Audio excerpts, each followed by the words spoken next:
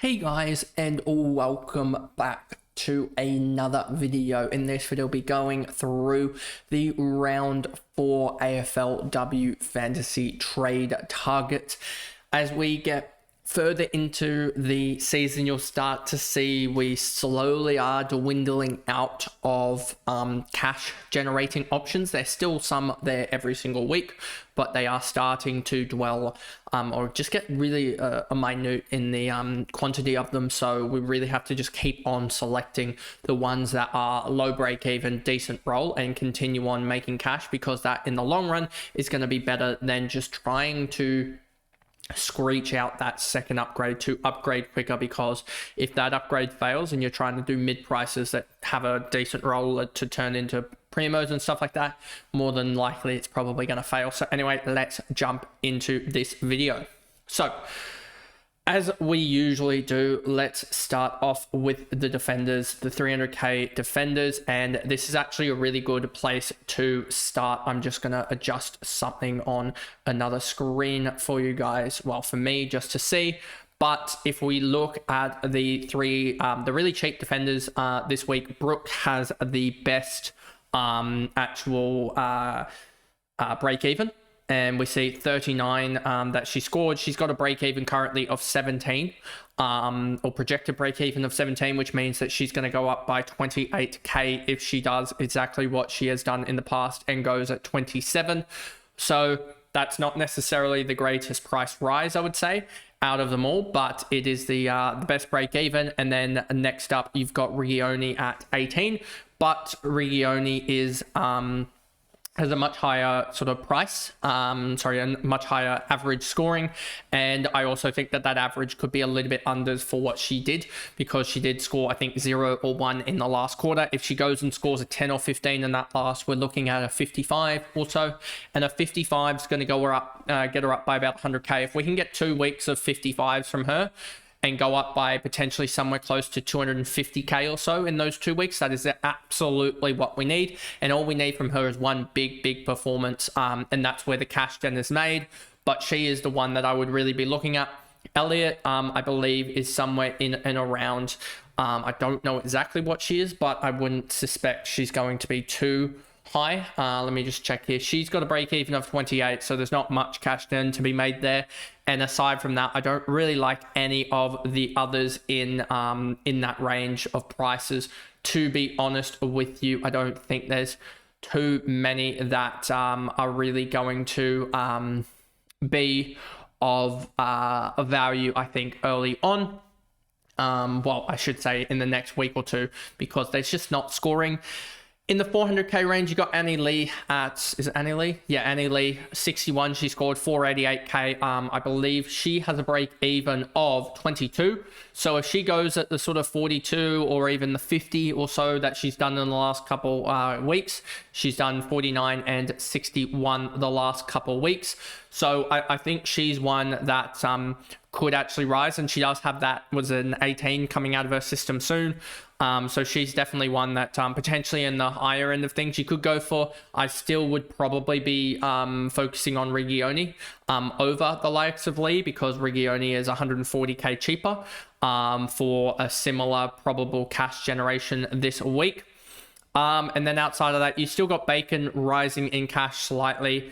Her break even is actually 27, so she's still probably just going to be putting up somewhere close to 30 to 40k each week. Potentially she does have the 30 coming out of her system, which should help her out, but she's going to be an absolute slow burn. She'll still be making money, but not as quickly as the wrenches and the odds who are already topped out you would expect. And aside from that, I don't think there's anything else in this range, to be honest with you. I don't think so anyway, in the 500k bracket, I don't think there's much either. You got Greason, who scored her first goal since like 2017 or something. It's been like 8 years or so. So she scored all right, but yeah, I don't think there's much in between this sort of 500k bracket. Yeah, so I don't think that, let me just see if I can bring up something here to see if there's anything in between the bracket here. Yeah. So in the 500 to 600k bracket, just looking at the break evens, the lowest is 35 for Cleaver, and then Greason at 37 is rather low as well. But there's only expected about 30k of cash generation in this bracket. If we go to the 600 to 699k bracket, I don't think there's much either, to be honest. Well, you got Boyd, I should say. Boyd's going to be the obvious one here. If I just change around the figures here for this one there, yeah. So if I just go here and grab that up for you guys, Boyd's the obvious one. She's got a 24 break even. You've got Peas at 34 as well. O'Shea's break even is 38, so she's projected to make 70k. So you got a little bit of cash gen here. O'Shea alongside potentially Dersma. Scoring all right there. If we just look at this, you can see Dersma has actually done really well, Yaz Dersma. So yeah, that's sort of surprising that she's done that. But yeah, Boyd, Peas, O'Shea, and Dersma are ones that you're probably just holding. You're not buying into, but you're not selling. So that's where I would look at there. I don't think there's anything in the back end of things either. Randall's dropping really, really low. She's at 660k now, and she has a 78 break even. After that 16, she lost 182k. She's one that in a round or two's time, you might actually be able to, if she has another stinker, she could be in the 500k range. And if she's in the 500k range or so, that could be a really actually just valuable pickup, because she's probably going to turn it around. We just need to wait and see. But yeah, she had an absolute almighty stinker on the weekend. So we'll just see how she goes in the long run. 700 to 799, and Chaplin is one that pops up and I'm like, what in the world happened here? So I actually want to just look into the details of Chaplin a little bit here. If we just go to Chaplin here, you can see 66, 0% CBAs. So you'd say that 8 kick-ins, 109. So yeah, she had the 12 tackles as well from the 22 touches. I'm led to believe more just looking at this, that this is an outlier performance. She's done 75 in the past. She's had an 8 kicking game as well for a 39. So I want to say that that's probably just a little bit of an outlier result, that she had somehow 12 tackles. Because that looks to be the highest of her career by some margin. She's not gone above, it looks like, 4, other than this 6 game that she had in season 9. So yeah, she's had basically triple the amount of tackles that she usually has and double the amount of tackles of her second best. And she did tackle when she was in the VFLW in 22, 23, and 24, but the VFLW is a little bit different to the AFLW. So yeah, if we were to look at the break evens there, she's probably the one that stands out just because of that big score. But I don't think that'll hold in the long run, to be honest with you. Just looking at it, yeah, she's got a 32 break even. You got Bennett's at a 40 break even. You've got Heads at a 47 and Gutneck at a 58. And then on the other side of things, you got Heath at an 80 and Watson at a 75. I would be holding, still holding these girls. Watson might not even drop any cash. She might score a 70 or so, maybe drop another 5-10k, but that'll turn that break even around, and you'll start seeing if she goes 70-70, I genuinely think I can probably just manufacture this. If she goes 70-70, that'll turn into a 35, that'll turn into say a 70 and then a 70 here as well.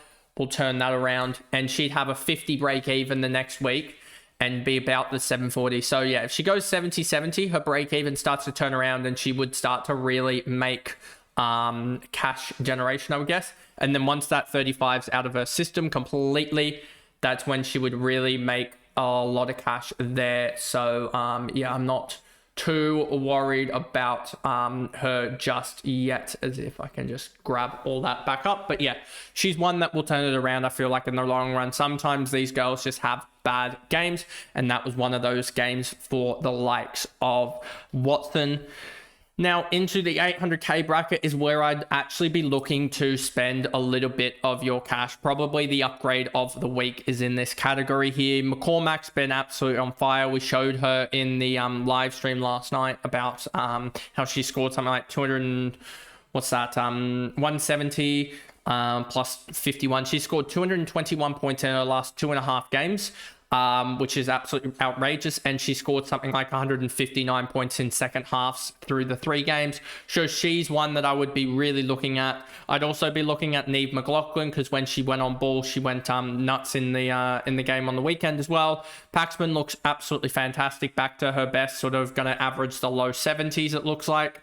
And then Conan is just doing her thing. Doesn't have necessarily the greatest role, I should say, but is still going to do her thing. 41% CBA. She had 32% CBAs for a 73.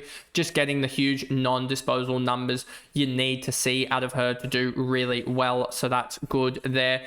On the back of that, I'm just going to check quickly the break evens. I don't think break evens really don't matter too much in this range. You're sort of looking at top end performance. But if you're looking at break evens, McCormack at 50 and McLaughlin 52 alongside Paxi at 52 as well. And then on the higher end, you've got Swanson and Cordner Cordner and Thomas, I should say, at 74 and 76 respectively. And then Swanson down there at 67, sorry. Conan 63, so she's probably about leveling out with her where she's at there. Another sort of potential 30-40k maker there to get to near enough the 870k marker, but you can kind of see that there is a flattening out of the curve for a lot of these, because they're hitting their average, their price point. As you can see, they're starting to get towards with the 12 marker or so. You can see it's about the 12,000 is about the price per point at the moment, or the magic number. And then in the 900k range, there's Georgia Stathis. She's doing really well again, averaging 80 for the year. Probably starting to slow down a little bit, is relying a little bit on tackles, 20 tackles so far in 3 games. So it will be interesting to see what happens against Carlton, but you probably bank her in for a 70 performance again. And then Tilly Lucas-Rod is not necessarily getting away from us as much. She is still averaging quite a lot more than what she was averaging last year, but we just need one bad performance from her, that if you wouldn't mind, Tilly. Against St Kilda, hopefully they can hold her to like a 60 or so, because that would dip her cash down, as she does have a rather big break even. I'm pretty sure still her break even is still 81, so a 60 would drop her by about 50k back down to the 1.05 million there. So anyway, that's that one. That is the defenders there for you guys. Then we get to the midfielders, and I can probably riddle this one off really quick. In the 300k bracket, there isn't to be honest much. Just thinking about it as well, there wasn't too many performers that I was like, oh, they're really there. If you look at the I guess the break evens for them, there wasn't too many low break evens. Obviously, Bruges is probably the lowest one at 16, and then you have Wicksteed as well at 17. They're expected, alongside Fletcher at 18, they're expected to make that sort of 80, 90k if they go again and score that 50 or so. But aside from that, there isn't much, to be honest with you, as Patterson did have that shocker from Collingwood, and now she is probably a trade out. If we just go, where is she going to be? She might be down. Where is Patterson going to be? She lost 49k, so Patterson's the one that you probably got to be start trading out if they're losing that much cash, especially as their main goal is a cash generating asset.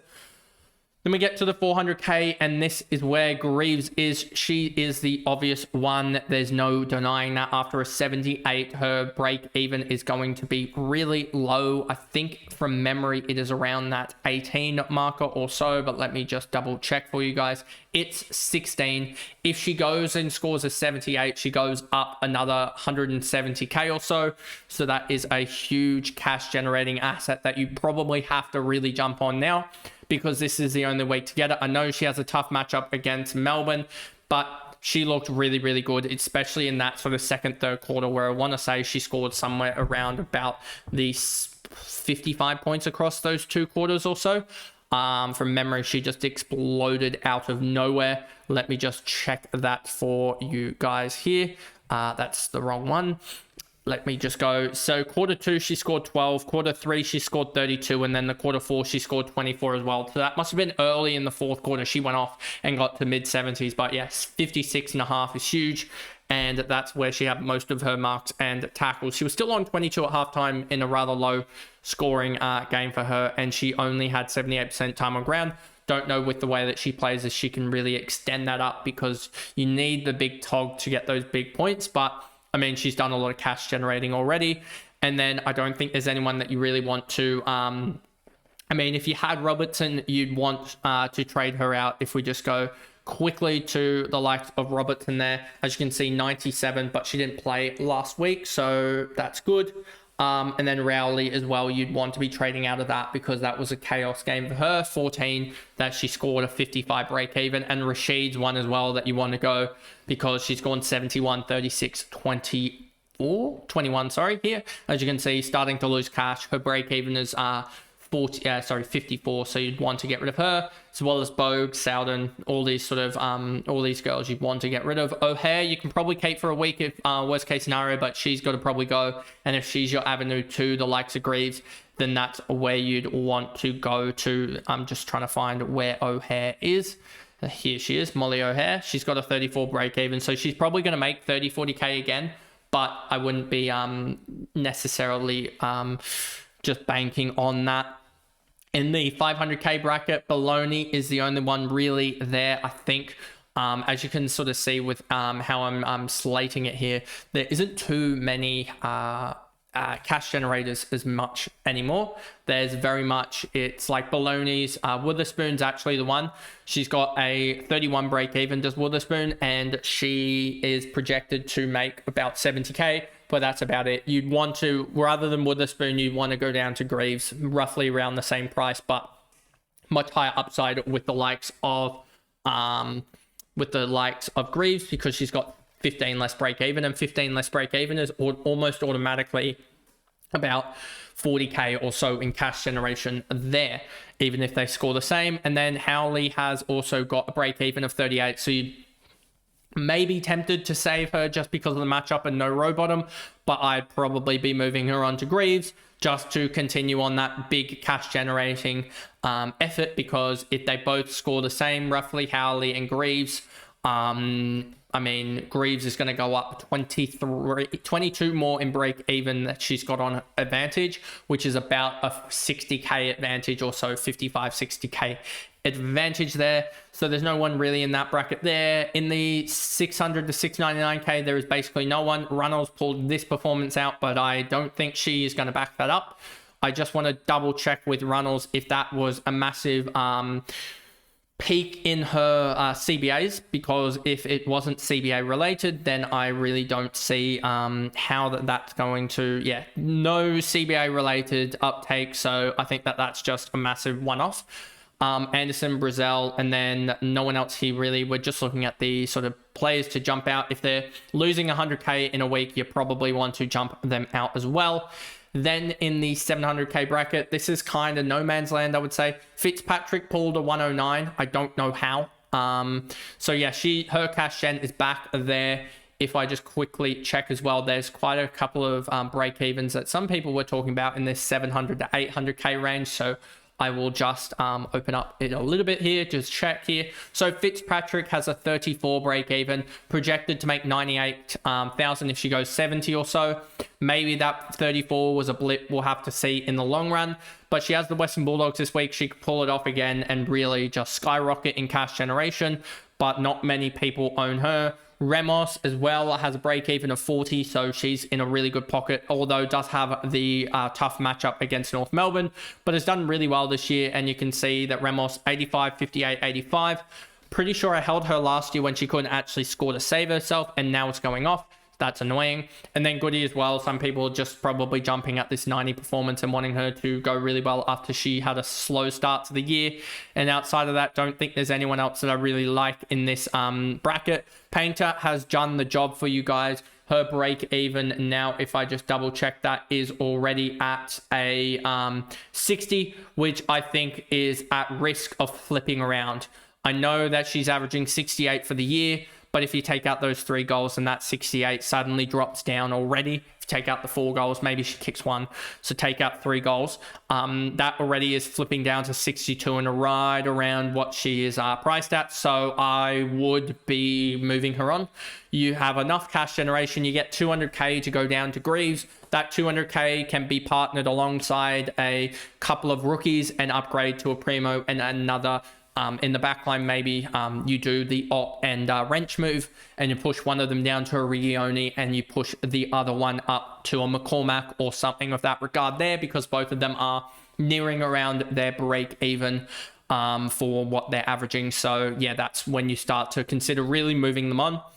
And there's no one else in this 700k bracket. Quite a lot of girls that that hard-nosed players that have really taken a dive this year because tackles are down.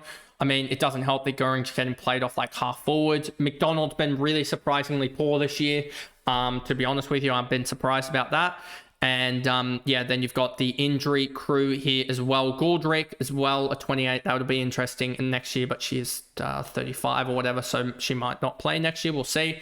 But one to keep an eye out for next year. In the 800k bracket, there is no one that I actually really like. I know a lot of people have talked about Sheeran. I expressed my views on the live stream and last night that that's her second highest score, and Gardner is out for 2 to 4 weeks, so you might only get 2 weeks of Sheeran, and then you have to trade. The best case scenario with Sheeran, if we just look at it for her, is that if she goes a 102 again, which I don't think will happen, if she goes a 102 again, her break even the next week would actually be about a 30 or so. And then she'd make mega cash, just looking at it, if she was to go a 102. But if she was to go an 80 or so, then suddenly you're looking at someone with about a 44 break even and not really any cash generation to be made. I'm just trying to get her break even back. But yeah, her break even, I believe at the moment is a 49 or so. So yeah, not someone I'm too particularly looking at and going, oh, she's going to be really good. Because if she fails and she doesn't score that 80 or 70, then you might as well have just had Fish there or someone else in that spot there, because I don't like trading into these mid prices that you're trying to save like 400, 500k on, rather than the where you're trying to save 30, 40% on a premium, because Sheeran has shown before that her and Hoare are actually two of the, I guess, red flags for me in particular. If we look at North Melbourne and look at their CBAs, you can see Sheeran 48%. But if we look at her best year, you can see it's an 80. And if you take away some of the games where she doesn't have CBAs, it goes up to about an 85. So I just don't think that Sheeran is one that I really particularly like. And there's no one in this 800k bracket that I would be paying up for, to be honest. Surprised about Blackburn's fall down. Hopefully she starts to get CBAs to pick that back up. And then Patricios, I just got lucky that she had a foot injury and had the CBAs taken away, even though she looks to be back this week because Vesely has entered concussion protocols and Patricios wasn't on the injury list. But I'd still be trading her because her cash gen is going the opposite way. If I can just try and find it for you, her cash gen, she's got a break even of 80 or so. So yeah, her projected cash generation isn't going to change for a couple of weeks, because she's going to take a couple of weeks to flick that around a little bit. So now we move into the 900k plus, and 900k, there isn't really anyone that I like as well. Katie Horsley, probably the most prolific one out of that, but I don't think there's anyone that I like. And then in the lower ranges of it, you can just see some of the girls just really struggling to score. Ali Anderson's really struggled this year, so she might be an option next year because, wow, 67 through 3 is bad. And then in the 1 million bracket, I still rate Riddell, even though she's really top end price. If you can get Garner to Riddell, then I'd be doing that over anything else. I know that she potentially, it's against Collingwood, she's not going to get tagged, so she'll be fine there. And then others that I really like in this bracket is probably Monconti. I also like the fact that Hurley's out of that midfield for Sydney, so it means that it's potentially going to be more Gardner time, which is really good as well, because that'll help with her marks and tackles, I feel like, which is sometimes the big differentiator with Gardner. So that'll help her out. And then for the Melbourne midfield, you'd have to rate Hanks in this scenario. with all the outgoings there, that she's held her form through 3. So she's been the real kick this year at 900k. She was the big one to really go for there, as she, I'm pretty sure, has a really rather low break even still. But I just double check for you. Her break even for the likes of Hank is in and around that 104, so it's still rather high, but still money to make there. But she's really scoring at top liner levels. And then for the other break evens, you've got Gardner at 144, she won't play, and then Marinoff at 132. And aside from that, you've only, like, even if you look at some of the other ones, you got Gardner at 113, Bowers at 109. They're not really going to lose too much cash generation or whatever if they do turn out to turn their form around. Even Georgie Prasparkas at a 95, if she goes a 109 again, she will turn her cash generation around a little bit and actually make up some cash there. And then that is the midfielders. If we go to the ruck line, this one's going to be rather quick. In the 300 to 399k, it's Simons. Best rookie for the rucks is Simons, hands down.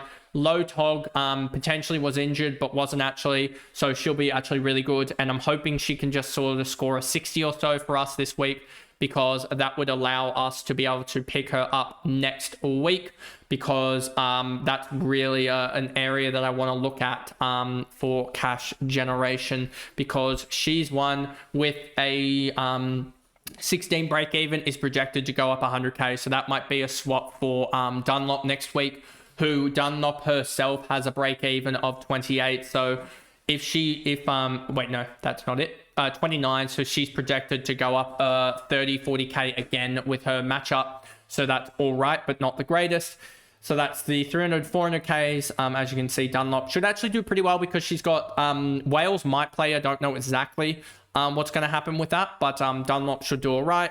500k bracket, there's nothing. 600k bracket, there's nothing. 700k bracket, there's nothing really. O'Dowd's really one that I wouldn't go for. I know that she had the hard matchup against Adelaide and went a 65, but you're looking at Scholes has just done what she's done and blown that ruck line to pieces.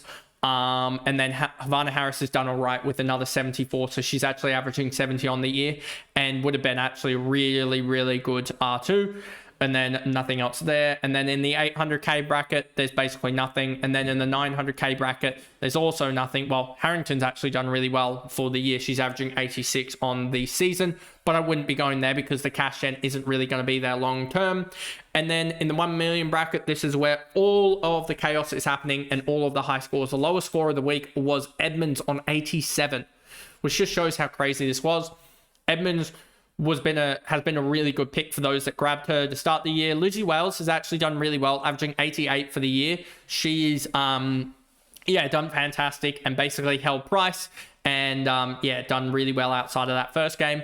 Mimstrom has dropped 226k, and I just want to bring up her break even just to sort of sort here and find it. It's a 105 break even, so that is rather large there as I just try and grab up the here we go. So the likes of Scholes has a break even of 46. That is huge. There is a differential of 59 points of break even between Scholes and also the likes of Strom. 59 points a break even is a starting point. 59 times 2.6 is a starting point of about 150k of break even of cash generation. That's going to smosh, put them closer together. They are currently about 220k apart. So we're projecting that they're probably going to sit somewhere close to about 60k apart if they score the same points. So I'm really looking at that and going, I think that that could be a really good trade decision, because if you look at the likes of Strom here, 105, 89, 97, she could really set part here. I know she's got the tough matchup against Sydney, but she's got West Coast next week, which she'll dominate, and then they're on. Scholes has had really, really easy matchups in the second half here, and then in this game here, where she had a 137. She's not going to kick 4 goals again. She has she's got the West Coast Eagles this week, so that'll be interesting to see what she scores. I'm projecting she comes back down to earth a little bit and scores like a 75-80. But yeah, she's been fantastic recently, averaging I think the same exact averages no, one better per game than the likes of Edmonds. So yeah, it basically is me just looking at between Scholes and Strom and just hoping that they can get close, because this is what I wanted. This is all that I wanted in preseason, because Strom is still averaging 97, and that took a 4-goal effort from Scholes. If you take out the goals from Scholes, that's 24 points. That's 8 points per game, which means she's averaging 80 and Strom's averaging 97. If you can, and Strom's in a tough match. She's gone through some tough matches and has another tough match. If Scholes is averaging, say, against West Coast Eagles, she puts up a 75, and then you can say, oh, she's averaging something around that 79, 78, and Strom's averaging around the 95 through tough matchups, but it's only going to be somewhere around about the 80, 90k to upgrade. Then you do that move and you make the move, because that's going to, in the end, it's going to be about 20 points per week, I feel like, at least, if not more, even though Schultz has got some good matchups, but we'll just have to see how that turns out this week. Then we move on to the forward line and we go down to the bottom here. A lot of people have talked about Paige Scott and the potential cash gen there. I just don't see it. She had one good game. I know the 9's going to come out of her system because she had 5 free kicks against Sydney. And that'll come out of her system, but I just see her being sort of averaging 30 or 40 and not really gaining too much cash in the long run. So that's why I wouldn't really be looking at her as a potential option this year, well, at least in the near future, because I just don't see her being one that averages anywhere close to being enough for cash generation, to be honest with you. I think she's one that is probably going to be near enough the gaining about 30, 40, 50k for the next 2 or so weeks, and that's only up towards that about 500k. I think there's better options, especially when you have Bogue and some others here. Bogue's got a 28 break even. If she goes 57, she goes up 75k, which is more than what Scott's going to go up anyway. So I'd rather Bogue and than Scott at the moment. Boyle Carr had a decent game, but not really going to make too much cash generation, I don't think, in the long run. 400k bracket, Butler made some cash, and I remember saying Butler might average 50 for the year. Well, if she has another good game here, if she gets another 60 or so points, she'll be up and around about the 45 marker. So that would prove my prediction right, a double prediction right. But yeah, she needed to go after round 1 because the cash gem was just not there. She wasn't doing her role. She might do it now over the long season, but yeah, in the short term, she wasn't going to make cash, and so don't go there. But yeah, she might prove my prediction right in the long run. And then there isn't really anyone making cash. This is kind of a dead zone for cash generation, as you can sort of see. And then in the 500k bracket, you've got Bohanna scoring an 82. Still wouldn't go there.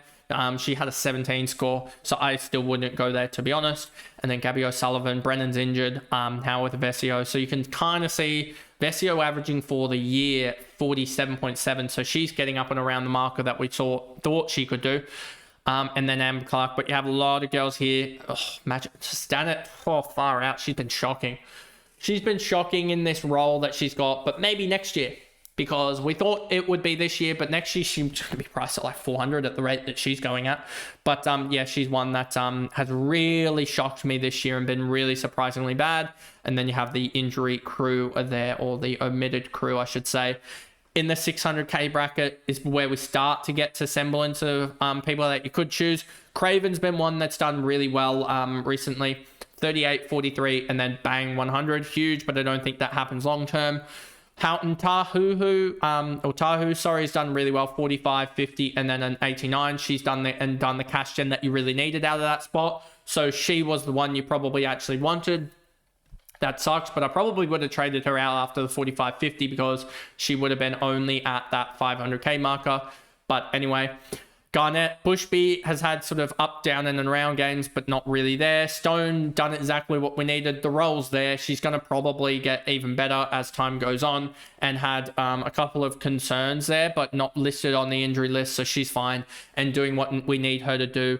If I just quickly look up her break even for you guys, I think she's in and around the marker of around the 30 or so break even, but I just have to double check that.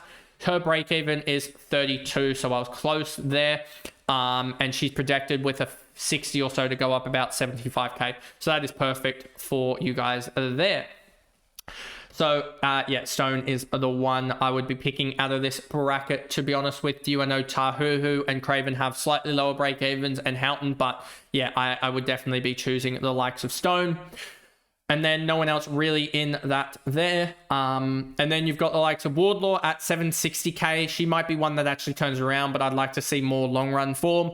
O'Loughlin, 749, is starting to turn it around. We'll see if she can hold it, but not one that I'm necessarily going for. Harris has a break-even of, I believe, somewhere around the, if I just bring it up here for a second, has a break-even of 47, so still projected to make a little bit of cash as...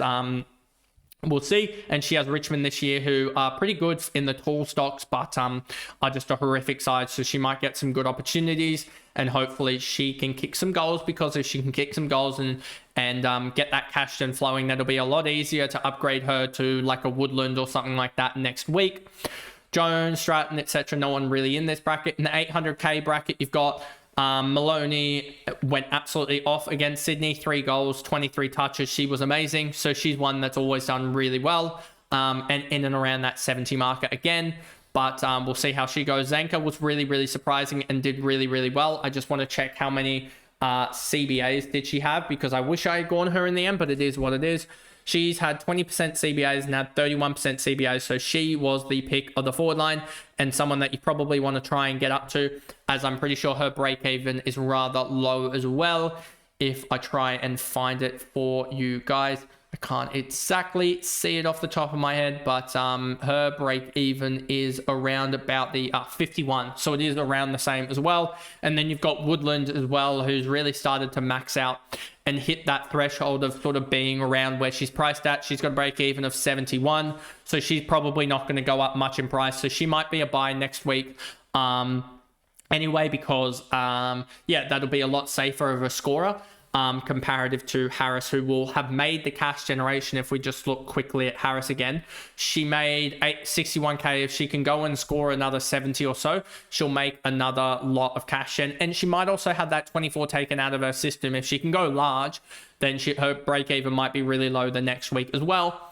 900k, there's no one. And then in the millions, you've got the 3, and I think they're going to do really well. I know Ham had a down week of a 68, but I think she comes back strong this week against Freo. Malloy's just done Malloy things and is averaging 100 for the year. She's been crazy. And then Goldsworthy, a 102. She's averaging 90 for the year and has just done really well. So you probably want all 3 of these in your side as quickly as possible.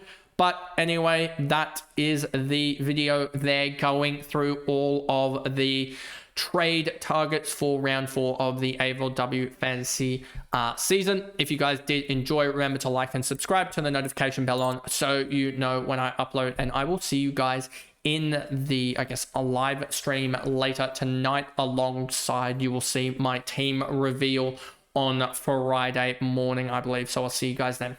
Bye, guys.